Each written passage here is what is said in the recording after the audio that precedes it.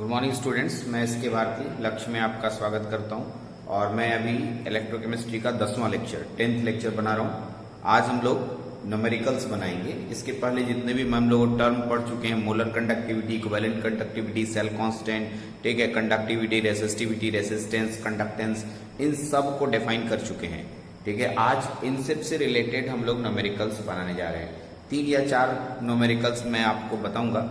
ठीक है, बढ़िया से देखिएगा। इससे रिलेटेड लगभग मैंने ऐसे न्यूमेरिकल चुने हैं जिससे कि लगभग सारे क्वेश्चंस और भी किताबों से आपके बन जाए। फिर भी अगर आपसे कोई क्वेश्चन नहीं बनता है, ठीक है, तो आप हमसे डायरेक्टली अपना क्वेश्चन भेज सकते हैं और मैं आपको एक एक करके बताऊंगा। तो सबसे पहले मैंने बोर्ड में लिखा था 3 क्वेश्चंस, मैंने 3 क्वेश्चंस आपके पास मेंशन किए हैं। तीनों क्वेश्चन का जवाब एक एक करके देखेंगे। पहले इस क्वेश्चन को पढ़िए। क्वेश्चन को अच्छे से पढ़ना है, क्या दिया हुआ है वो देखना है और वो कैसे हम लोग सॉल्व करेंगे, उसको अप्रोच कैसे लेंगे, ये हम लोग को ध्यान से रखना है।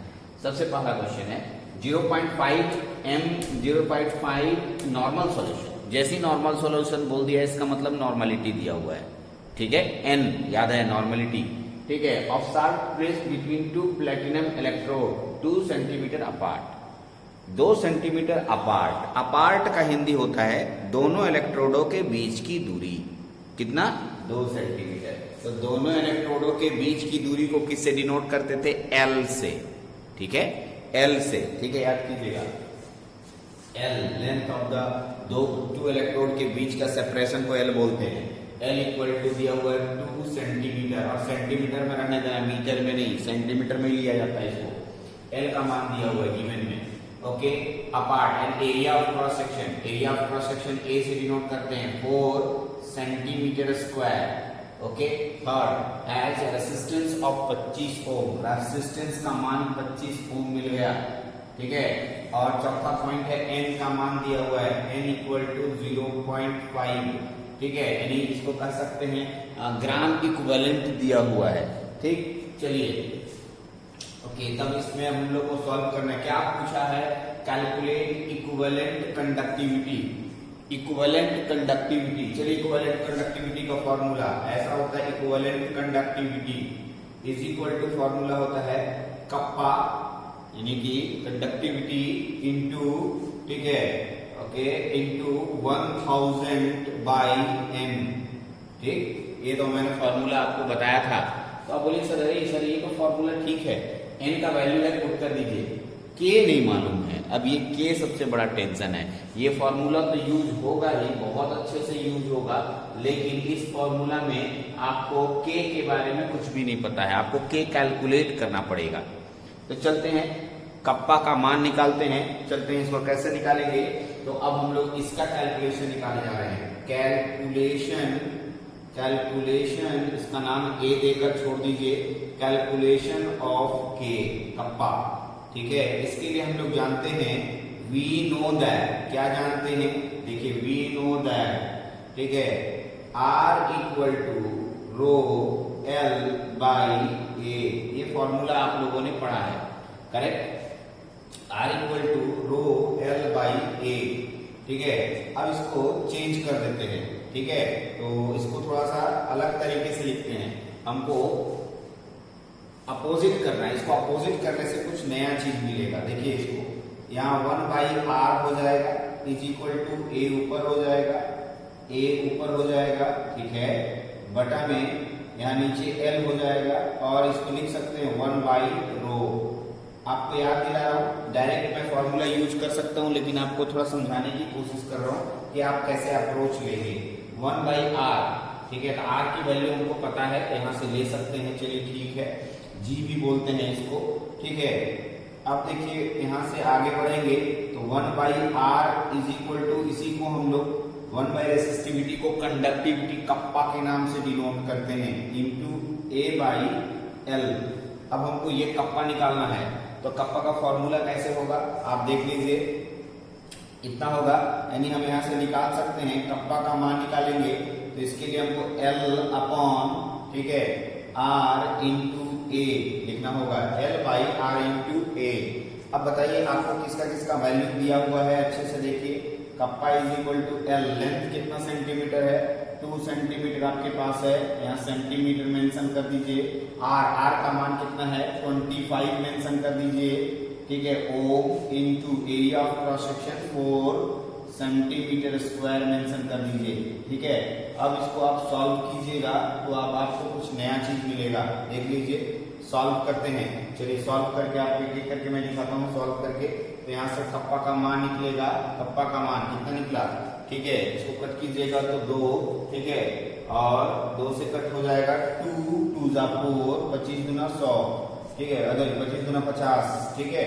और सेंटीमीटर से सेंटीमीटर कटेगा, ओम सेंटीमीटर आएगा, ठीक है। ओम इनवर्स सेंटीमीटर इनवर्स, तो 1/50 ओम -1 सेंटीमीटर -1, ठीक है। इसको डिवाइड कीजिएगा तो आएगा 0.02 ओम इनवर्स सेंटीमीटर इनवर्स, आपके पास आ गया कंडक्टिविटी का मान। तो अब हम लोग इक्वेशन नंबर ए, इसका मान दिया हुआ, इसका मान दिया हुआ, तो इक्विवेलेंट कंडक्टिविटी तो निकल ही जाएगा, ठीक है। फ्रॉम इक्वेशन ए से बात करते हैं। ए इक्विवेलेंट कंडक्टिविटी निकालना है, इसके लिए के इंटू 1000 अपॉन क्या लिखेंगे हम लोग एन, ठीक है। के का मान आपको दिया हुआ है, कितना दिया हुआ है, के का मान 0.02 इंटू 1000, ठीक है, डिवाइडेड बाय एन का वैल्यू 0.5। अब आप इसको सॉल्व कर सकते हैं, इसको सॉल्व कीजिएगा तो आपके पास कैलकुलेटर से निकाल दें, इसका मान मैं निकाल देता हूं, कैलकुलेटर से इसका वैल्यू मैं निकालता हूं। सॉल्व कीजिएगा तो कितना आएगा देख लीजिए, कैलकुलेट कीजिएगा तो 40 के आसपास आ रहा है। कैलकुलेटर से ऐसे आप कैलकुलेट भी कर सकते हैं, ठीक है। ऊपर में जाएगा तो कट कर सकते हैं, इसको सॉल्व कीजिएगा तो नीचे 2 0 कट जाएगा इसके साथ, ठीक है, ओके। और 20 दूना 40, ठीक है। आप कैलकुलेट करके देख लीजिए, 5 20 गुना कटेगा, 20 गुना 40, इसका 1 पॉइंट इससे कट जाएगा। आप कैलकुलेट कर लीजिए, इसका वैल्यू आएगा लैम्डा इक्विवेलेंट का मान आएगा 40। इसका यूनिट क्या होता है वो मेंशन जरूर कीजिएगा, नहीं तो काट देगा, ठीक है। सबसे पहले मेंशन इसका कंडक्टिविटी का यूनिट, और इसमें सेंटीमीटर स्क्वायर था तो इसका यूनिट आपको याद है, मैंने निकलवाया है। क्या लिखा था, ओम इनवर्स सेंटीमीटर स्क्वायर इक्विवेलेंट -1। ये आप मेंशन नहीं कीजिएगा तो नहीं देगा एन नंबर, इसलिए आप यूनिट जरूर मेंशन करें। ये फर्स्ट क्वेश्चन मैंने आपके पास दिया, ये फर्स्ट क्वेश्चन आपको मैंने बना के बताया। चलिए नोट डाउन कीजिए, मैं दूसरा क्वेश्चन बनाने जा रहा हूं। दूसरा क्वेश्चन क्या है, ठीक है, उसको देखते हैं। दूसरा क्वेश्चन में मेरे को जो जो चीज दिया है वो लिखें। The electrical resistance of A column, column मतलब वही इलेक्ट्रोड हो गया, ऐसे खड़ा कीजिएगा उसको कॉलम बोलते हैं, ठीक है। कॉलम ऑफ 0.05 एम लिख दिया है, इसका मतलब मोलरिटी दिया हुआ है, यानी मोलरिटी का मान, ठीक है, मोलरिटी का मान दे दिया, कितना दिया 0.05, ठीक है, NaOH सोडियम हाइड्रोक्साइड का मान दे दिया है। दोनों के बीच की दूरी डायमीटर 1 सेंटीमीटर है, सॉल्यूशन ऑफ डायमीटर 1 सेंटीमीटर है। यहां पर इंपॉर्टेंट है, बहुत इंपॉर्टेंट है, तो कंफ्यूजन कर देगा। डायमीटर, ठीक है, diameter is equal to 1 centimetre. तो सर डायमीटर 1 सेंटीमीटर का मतलब ही जो इलेक्ट्रोड लिया गया है गोलाकार शेप का है, और इस गोलाकार शेप का सामने वाला क्रॉस सेक्शन वृत्त है यानी सर्कल है। अब इसका डायमीटर दिया हुआ है, हमको एरिया ऑफ क्रॉस सेक्शन चाहिए, एरिया ऑफ क्रॉस सेक्शन, तो इसका पूरा एरिया चाहिए सर्कल का। सर्कल का एरिया होता है πr²। तो देखिए यहां से डायमीटर से हम निकाल सकते हैं, इससे हम रेडियस निकाल सकते हैं, ठीक है। Radius is equal to 1/2, diameter centimetre square नहीं है, ठीक है, डायमीटर 1 सेंटीमीटर है, sorry. The radius equal to 1/2 centimetre, radius इसका आधा होता है। तो अब एरिया ऑफ क्रॉस सेक्शन निकाल दीजिए, एरिया ऑफ क्रॉस, ठीक है, section, area of cross section क्या होता है पाई, ठीक है, r²।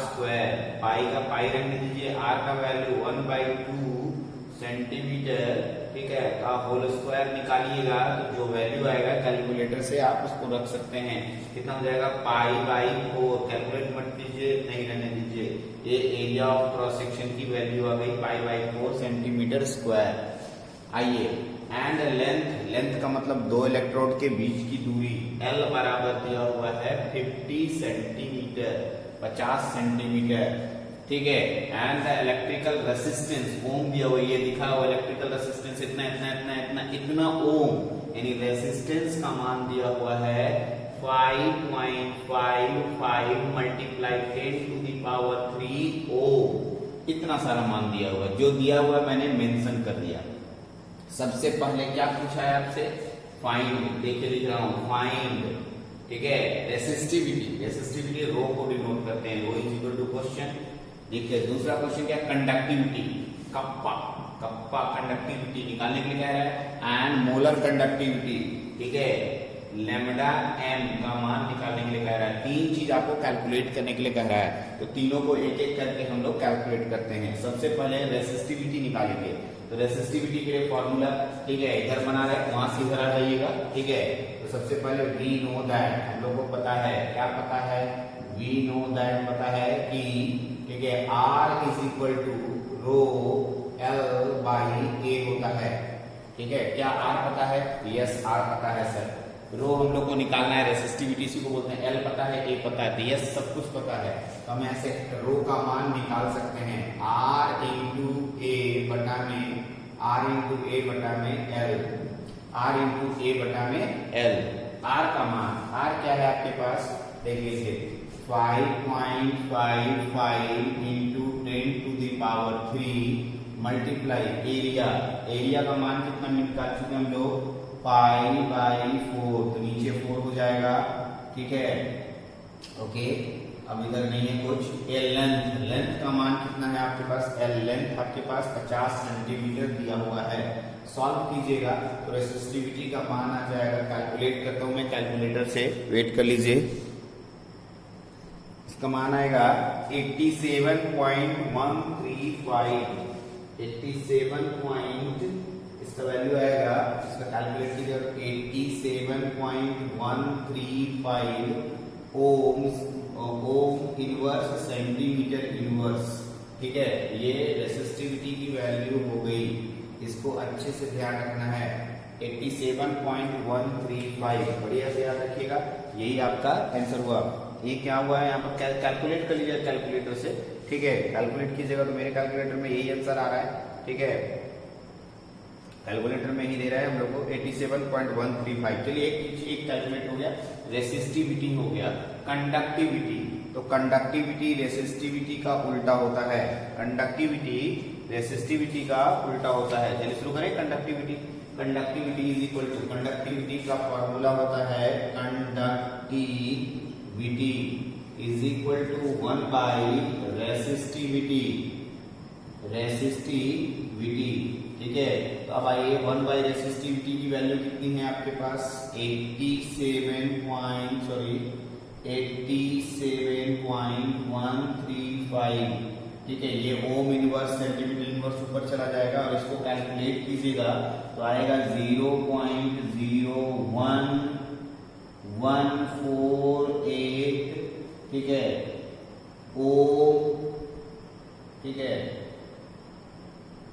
ओके, यहाँ मिस्टेक हुआ सर, ये ओम इन ओम सेंटीमीटर होता है ना इसका, ठीक है, तो इसका हो जाएगा ओम इनवर्स सेंटीमीटर माइनस 1, मिस्टेक होता है यहाँ पर, इसका यूनिट होता है रेसिस्टिविटी का ओम सेंटीमीटर, तो इसका होगा ओम इनवर्स सेंटीमीटर इनवर्स, यूनिट याद रखना है। ऐसे भी नीचे देख लीजिए कट हो जाएगा, स्क्वायर है तो नीचे का सेंटीमीटर ऊपर से कटेगा तो 1 सेंटीमीटर ऊपर रहेगा, और ऊपर ही रेसिस्टेंस है ओम रहेगा तो ओम सेंटीमीटर होगा, मेरे से मिस्टेक हुआ। कंडक्टिविटी को कप्पा से डिनोट करते हैं, बहुत इंपॉर्टेंट चीज है, बढ़िया से ध्यान रखेंगे। ये कंडक्टिविटी हो गया आपके पास, ये दूसरा काम हो गया, ठीक है, ये भी निकल गया। अब हम लोग तीसरा निकाले जा रहे हैं, उसका नाम है, ठीक है, मोलर कंडक्टिविटी।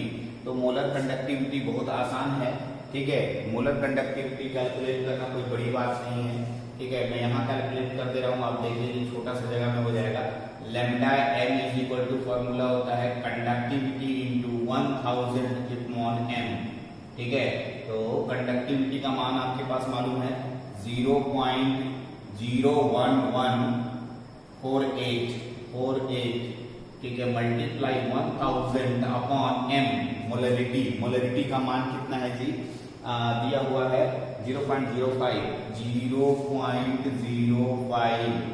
अब इसको सॉल्व कीजिएगा तो लैम्डा एन का मान आ जाएगा। लैम्डा एन का मान कितना आएगा कैलकुलेट कर देते हैं।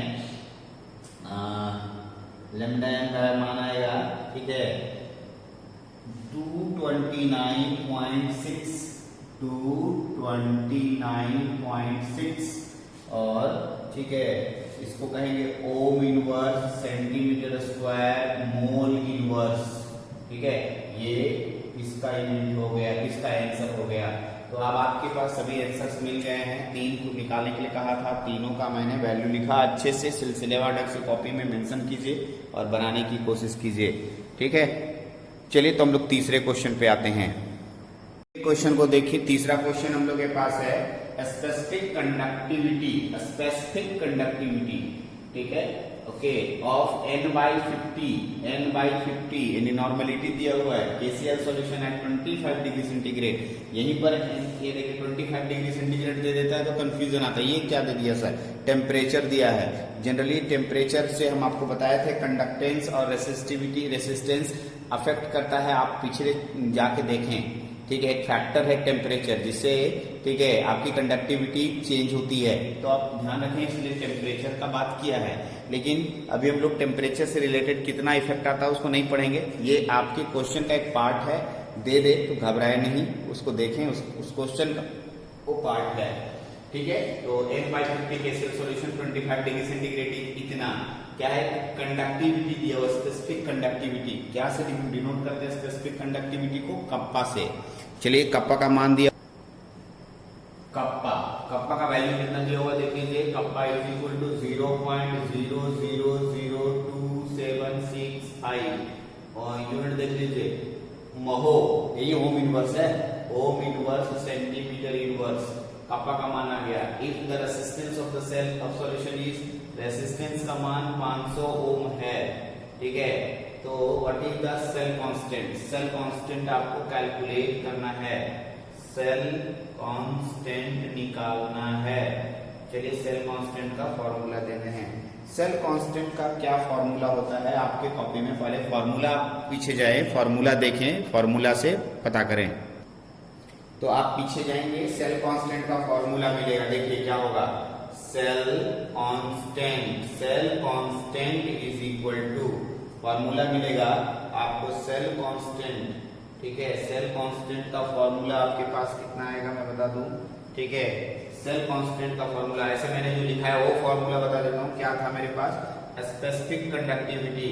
ठीक है, specific conductivity is equal to, ठीक है, कंडक्टेंस इनटू सेल कांस्टेंट।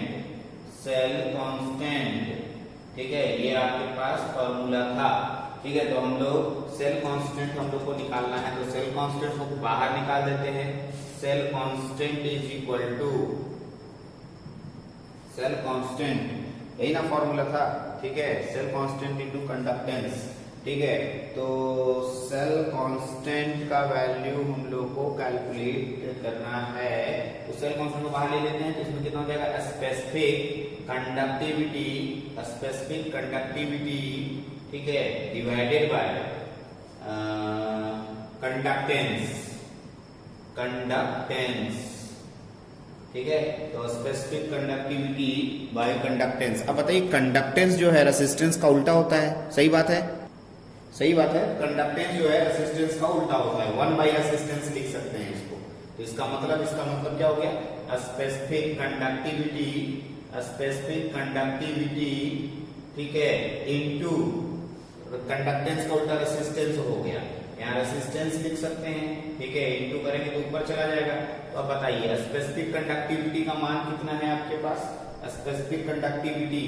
ठीक है, देखिए आपका का मान दिया हुआ 0.000275 इनटू रेसिस्टेंस का मान दिया हुआ 500। ठीक है, बाकी यूनिट बाद में आप मेंशन कर लीजिएगा। सेल कांस्टेंट का यूनिट सेंटीमीटर इनवर्स होता है, इसकी वैल्यू निकालिएगा। 0.138 सेंटीमीटर -1 आ गया, ये सेल कांस्टेंट का मान हो गया। Cell constant is equal to इतना आंसर होगा। ठीक है, आप इसको कैलकुलेट करें। तो 3 मैंने न्यूमेरिकल्स आपके सामने रखे, तीनों न्यूमेरिकल्स को अच्छे से देखिए, कहीं कोई दिक्कत होता है तो हमको आप लिखें, मैसेज करें, ठीक है, ओके। अच्छे से इसको देख लीजिए, इंपॉर्टेंट है ये, अपने काम का बहुत ज्यादा इंपॉर्टेंट है। एक बात आपको मेंशन कर दो, सभी लोग एग्जाम होगा नहीं होगा बहुत टेंशन ले रहे हैं, ऐसा कुछ भी नहीं सोचें, पहले अपने टॉपिक को क्लियर करें, ठीक है। एग्जाम होगा या नहीं होगा ये सरकार पर छोड़ दें, ठीक है, सरकार डिसाइड करेगी कि एग्जाम होगा या नहीं होगा, ठीक है। आप टेंशन मत लीजिए, पहले आप अपने टॉपिक्स को क्लियर कीजिए। टॉपिक्स क्लियर कीजिएगा तो अगले सेमेस्टर के टॉपिक समझ में आएंगे, ठीक है। अगर ऐसा होता, मान लीजिए ऐसा होता कि आपको पहला क्लास बिना परीक्षा दिए पास कर देना है, बिना पढ़ाई किए, फिर दूसरा क्लास में बिना पास किए पढ़ाई पास, अगला तीसरा क्लास भेज दिया जाए, फिर मान लीजिए चौथा क्लास पास करके 5वें में भेज दिया, 6ठे में भेज दिया, और इस तरीके से आप पूरी पढ़ाई किसी क्लास का नहीं किए और एक ही बार पहुंच गए 10वां क्लास, क्या आपको पढ़ाई समझ में आएगा? ठीक है, तो 10वां क्लास के टीचर जब पढ़ाने लगेंगे तो वो पहला क्लास का चीज आपको नहीं बताएंगे, या बताएंगे भी तो बहुत तेजी से बताएंगे और आपके दिमाग से निकलेगा। मेरा कहने का मतलब ये है कि आप, ठीक है, अपने काम को छोड़कर, ठीक है, आप उल्टे सीधे बातों पर ध्यान न दें, ठीक है। एग्जाम होगा, हम एग्जाम देंगे, नहीं होगा कोई बात नहीं, हमारा सिलेबस कंप्लीट होना चाहिए, हम लोग अपने टॉपिक को क्लियर रखें ताकि ये टॉपिक्स जब अगले सेमेस्टर में आए तो हम लोगों को परेशानी नहीं हो, ठीक है। उस समय आप एक्सक्यूज देंगे सर हम लोग की पढ़ाई ही नहीं हुई, तो वो नहीं, आप अपना देखिए। अब आपको अंगुली पकड़ के कोई पढ़ाने नहीं चलेगा कि आप पढ़ने चलो, आप इंजीनियर बनने वाले हैं, अपने आप को समझिए, आईने में के सामने खड़ा कीजिए, ठीक है, और देखिए कि आप क्या हैं, आप क्या कर रहे हैं। प्लीज मेरी बात को ध्यान रखिएगा, ठीक है, और अच्छे से पढ़िए। चलिए अगले वीडियो का इंतजार कीजिए। Thank you.